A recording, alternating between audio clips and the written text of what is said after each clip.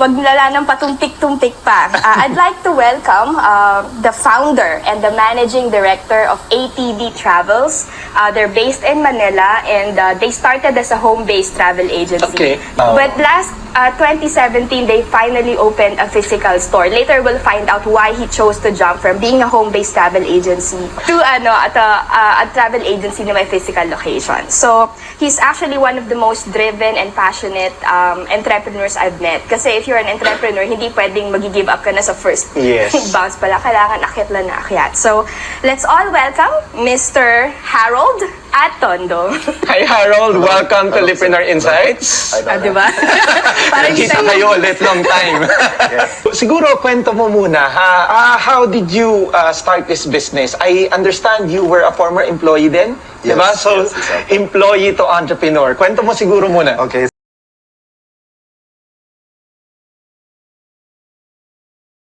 For everyone's information, I'm a nursing graduate. Then after that, I worked as a BPO for almost about six months to 1 year.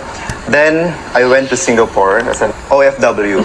From there, doon ko siguro nakita yung passion ko when it comes to customer service. I was assigned in Changi Airport.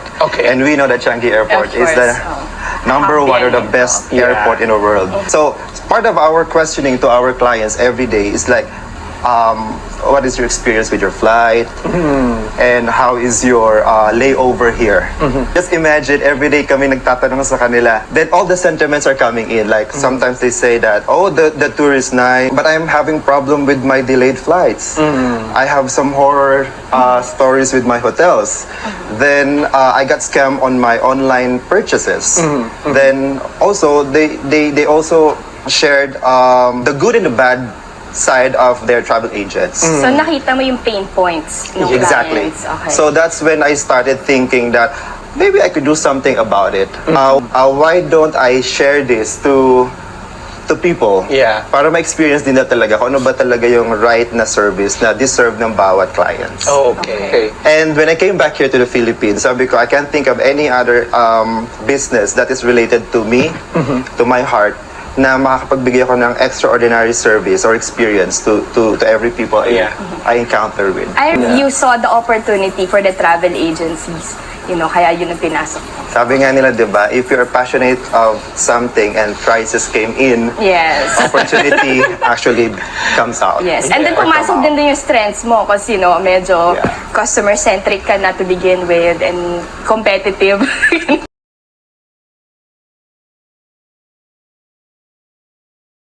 I'm very observant sa mga services ng mga tao, like the services of the cabin crews, Yeah. the hotels, the food stalls, the shops that you went, the tour guides. And I'm sharing all these experiences to my friends. And when my friends started traveling, they've been calling me or texting me saying, Harry, paano pumunta dito? Anong meron dito? Saan ang maganda? So I've been a Ikaw yung virtual... Yes, I travel became a agent. virtual Why not travel get paid for it, no?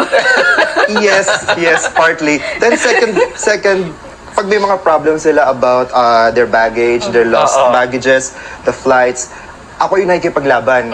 Sabi ko, I became a lawyer na eh. Parang, bakit ako nakikipag-away ng di oras? Sayang naman, yeah.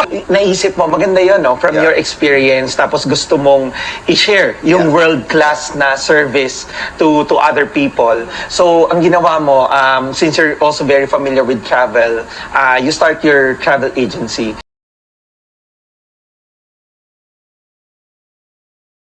So let's get to the meat Okay. of the process. Parang, how did you get started? Kasi may mga tanong din kanina si Geronimo. I think he was wondering how you got tied up with travel, operators or travel agencies. Parang, how do you get started kung wala ka pang budget, Yes. ang budget mo pang 3-5 pa lang, okay Yeah. lang ba na ticketing ka muna? Yeah. Or, you just, partner with another bigger travel agency? Which would you recommend?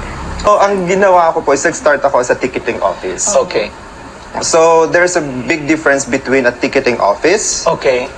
a sub-agent, Okay.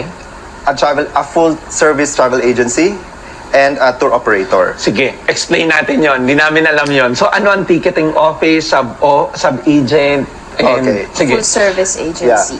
Kasi if you're a ticketing office, you have an access to the tickets that is available online. It's a third-party system po. Plus, kung sino man ang nag-provide sa inyo ng system na to, they Okay. have a minimum service fee. On Okay. top of that, papatong ka pa. Papatong, And that's when you okay. sell to the client. So, yung sa ticketing, hindi ka pwede magbenta ng packages? Wala kang package. Wala Walang package, parang more Just on the ticket lang po. talaga. Like, that's Okay. same thing na makikita nyo po doon sa mga bayad centers who offers ticket. Oo. Like oo. to go, Yes, ganyan yes. po, pwede sila mag-offer ng tickets Yes. lang. But other than that, the operation behind those operators or airlines, wala na silang hawak. Okay, okay. So, ganun siya. Ano naman yung sub-agent? Sub-agent po, okay, may makita kayo, mga 20,000 daw, pwede na kayo magtayo ng sarili ng travel agency. Again, ang ino-offer nun is a sub-agent. Okay. Ibig sabihin, bibigyan din kayo ng another system where you Okay. can do issuance of ticket, ganito. Then you can sell packages like a holiday package, a hotels, ganito. Travel But then arrangements. you can control it because may mother agent ka. Okay. So, okay. ang tawag sa'yo is a distributor or a Okay. sub-agent. Sige. So, doon ako nag-evolve from 2015 na naging ticketing office ako to 2016 naging sub-agent po ako. I will not mention the name kung Okay. sino po yung binibenta ko before. Kasi yung network ko lumalaki. Yes. Lumalaki na yung network. So, I Saka have to... dumadami na yung problem, no? Dumadami na yung problems. I have to step up na. Okay. Yeah. Sige. So, ano yung third? Yung third natin is a full-service travel agency. Pag Okay. sinabi po kasi nating full-service travel agency, you have the power to issue tickets, reserve tickets, cancel the tickets if necessary, reroute, change name. You have access to the hotel directly Yes. to the suppliers. So, Okay. ikaw mismo ang kausap ni hotel. Okay. Hindi Okay. third party. Okay. So kapag pumunta sa hotel, you arranged it, yung clients mo pumunta sa hotel, ikaw lang tatawagan ni hotel if there's something wrong. Aside from that, you have an access to the tour operators. Cruise, lahat yan. So it's a full service together with the visa application. You can customize them. Okay. The Yes. packages. So basically, you Okay. are selling the things na meron ang buong travel industry. Like Okay. airlines, cruise, hotels, Okay. and tour operators. Doon tayo mag-jump sa next. What is a tour operator? Oo. A tour operator kasi sila yung nagpa-package lahat ng ito and then they sell it to the retailers. Pinapackage nila yan. Kaya magkakaroon tayo ng 4 days, 3 nights, 5 Yes, days, 4 yes, nights, yes. all in. So, sila, ang mga tour operators, they operate land on the area kung saan mo binibili yon. So, kunwari, Hong Kong Palawan. or Palawan. Sure, you want to travel to Hong Kong. Me as a travel agent, I need to talk to a tour operator Na in local, Hong Kong. oo. Hindi pwede akong kumausap ng Ng mga tour operator na taga Maynila din. Okay. Di ba? Okay. So, yun yung apat na types pala. Hindi ko alam yun. Akala ko, pag sinabing travel agency, pare-pareho. Pare-pareho. So, may different levels na sinasabi si Harold. And yun, I hope na naging helpful yun sa inyo.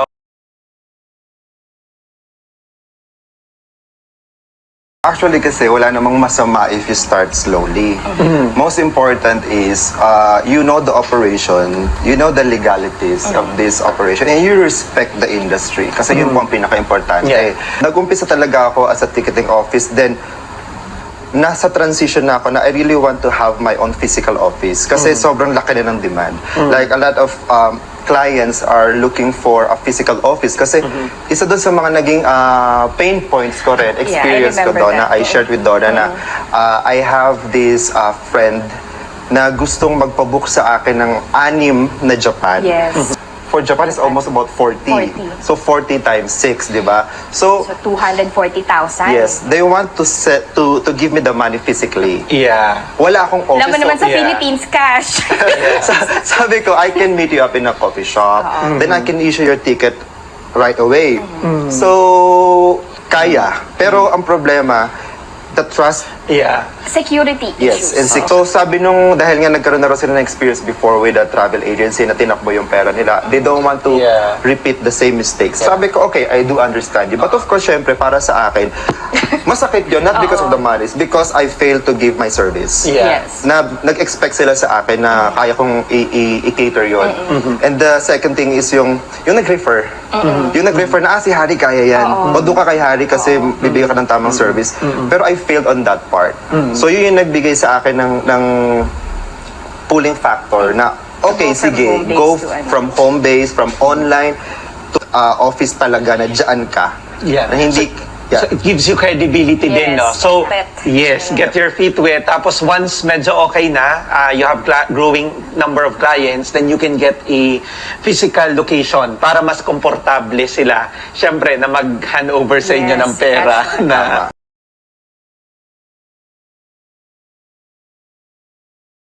Question. How much po kaya ang needed capital to put up a travel agency? Kung full service ito, how much? kung Magkano full ba? service po ito, meaning po full ang commitment ninyo, full ang office ninyo, lahat po talaga ng services kayo yung offer, mag-range po tayo talaga ng minimum of 500,000. Yung 500, I think kasama na dyan yung yung physical office, yung business permits and all of that. The 100 is just the training eh. The 100 is training. Yung Tsaka if you have a physical office, you can register kasi sa mga parang payment gateways kasi meron ka ng business address. yes, So, yes. yun, hindi na rin cash ay babayad so you can transfer using credit cards or mga use the bayad centers. Pero kailangan talaga may physical office, which begs the question, kailangan may business permits, Yeah. may BIR, yun. So, you have to go through the legalities. Hindi pwedeng wala nun.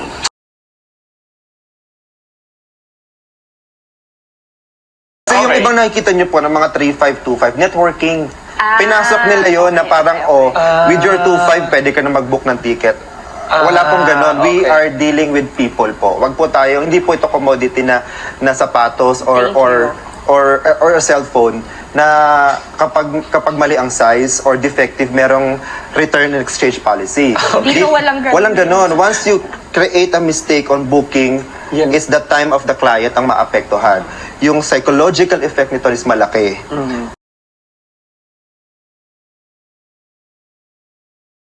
Yeah, There's later no on, book we'll... kasi talaga, but there is a module, there is a training Yes, may that can training. help Maraming you. training. Yeah. maraming- So we'll share that siguro later, no? Yeah. Sana may online. Sir, di ba meron tayo? Virtual. We'll check it out, Jaime, kung paano we can do the virtual training daw Yes. for the travel agency. May May mga mga software po bang ginagamit ng mga travel agency In case they they have have reservation, recommendations? yes. Okay, Ma'am Naily po, ako nasasagot ha. Meron po talagang software dyan. May tinatawag dyan na Abacus, Galileo, Sabre, Amadeus. Navitaire. Lahat po yan. Marami pong system yan. It's really meant for the travel industry lang po. Ang Ayata. tawag dyan is Global Distribution System. Okay. Ano po ma-recommend ko? Pare-parehas lang po lahat yan. Pero Okay. po, it comes with a fee. Yun po yung babayaran ninyo. Kaya tinatanong nyo ko, magkano po magtayo ng isang travel agency? Kaya siya mahal. The system is very expensive po. There is a training. This is an international po. Ginagamit to worldwide. Lahat po ng Okay. ng travel Okay. agency sa buong mundo. So you have to pay for the certification, for the training, and the access of that system po. Oh.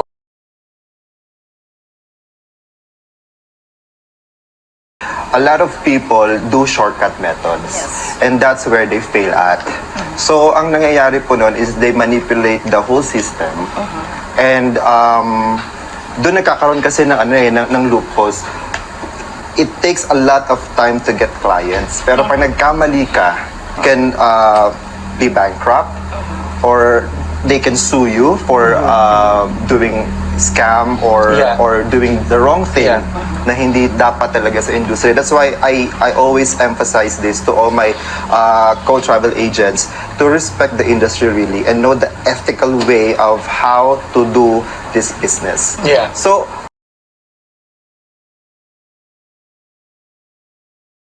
of course, you have to consider the environment. Second is your mindset talaga. Yun ang pinaka-importante sa lahat. I questioned myself, am I really ready to become an entrepreneur? Kasi if you want to become an entrepreneur, you have to sacrifice a lot with your personal Yeah. things like your lifestyle should change. Yeah. Your relationship with your friends should change. Yeah. 'Di ba? So lahat ng 'yon, I really considered that before jumping in, from an employee to an entrepreneur, to a Yes. business owner. Second, I have to consider also, do I have time? 'Di ba? Kasi if you don't have time for this business, wag na kayo mag-start. That's my advice. Kung wala kayong time, don't don't do it na Or lang. maybe set your priorities straight kasi all of Yes. us has 24 hours but our priorities differ. Some Yes. some have families that they need to take care of. So if you have little children na kailangan merong constant supervision, this may not be the business for you yet. Okay. Yes. Yeah, very good, very good.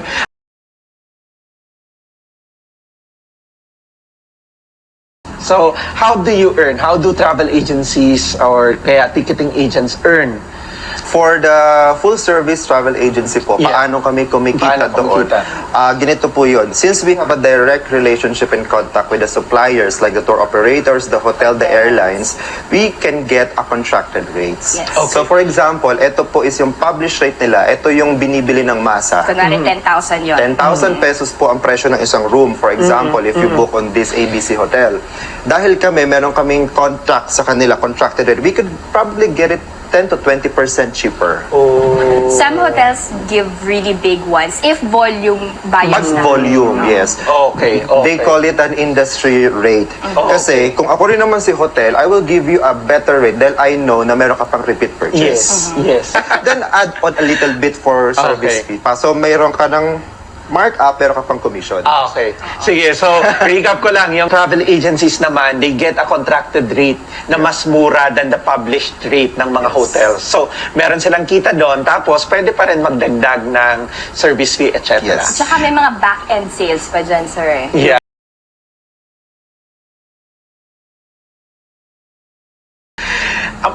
Mas mataas ba kung i-book namin ang ticket sa online? Ganun po kasi, there's black and white when it comes to the word mahal. Sometimes kasi you have to do your own service. Kung nagpapatikit naman sa'yo ng alas 2 ng madaling Oo araw, nga. bakit Okay naman na hindi? rin yun. Diba? So we will put a little bit of markup for that. Pero may tip lang ako mga kalipreneur kapag ganun.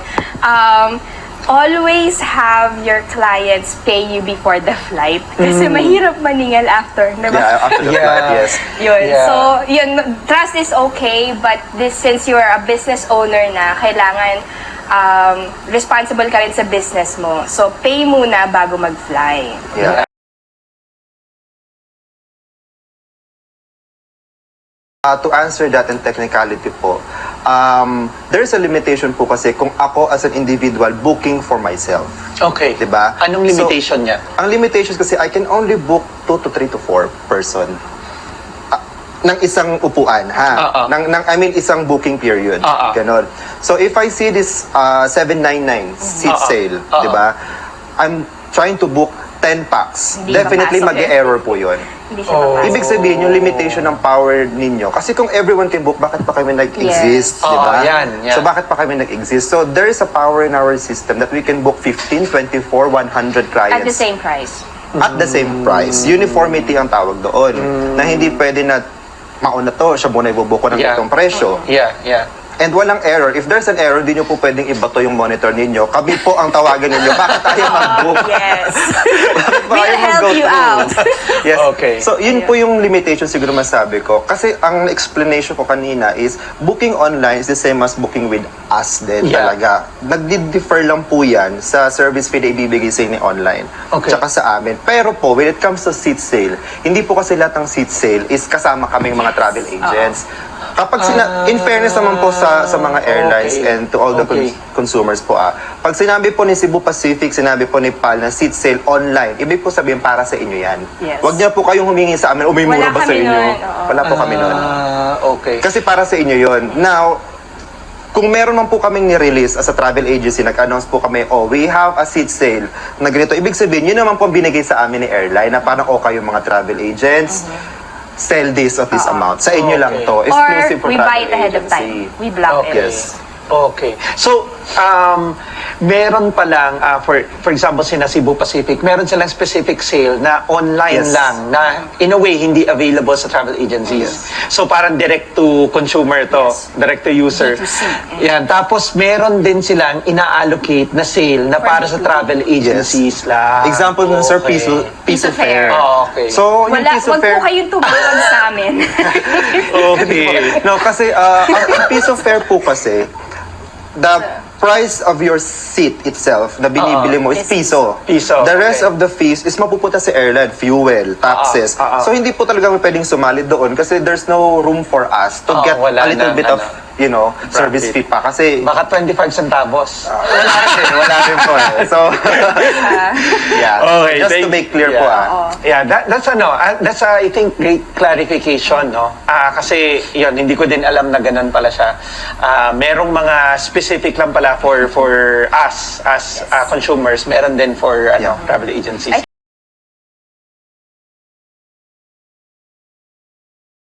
Hindi po talaga by the books ang pagiging travel agent eh. It's all about the service. Kasi walang book na mag-update regularly. And yes, kasi ang rules namin ay nakapatong sa rules ng airlines, ng hotels, and they always change per season.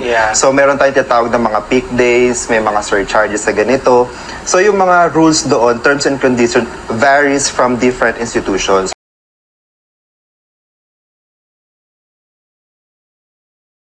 Ano yung tip na mabibigay mo sa mga listeners natin? Ano yung una nilang dapat gawin when they start their own business? Okay, first thing is you need to acknowledge that there is a problem, the pain points of this business po. Second is you need to have a formal study about this industry. So study po talaga, more knowledge, more confidence to do the business. Hindi ka bibigyan ng power ng isang system if you are not trained to do that. So if you undergo a training, ibig sabihin nun, you are knowledgeable na. You have to understand the system, you have to understand your resources, you have to understand the industry. Mag-aral po talaga. You have to understand the rights of every passenger. Yung ruling ng mga airlines, mga restrictions ng visas, lahat po yan. Kasi hindi niyo po pwedeng sabihin na, yes, meron ako, kaya ko. Third is execute your plans with synergy. Collaborate. Fourth po is focus. Focus on your products and services. Focus on your team. And focus on people. Kasi without them, you're nothing. And lastly po is share.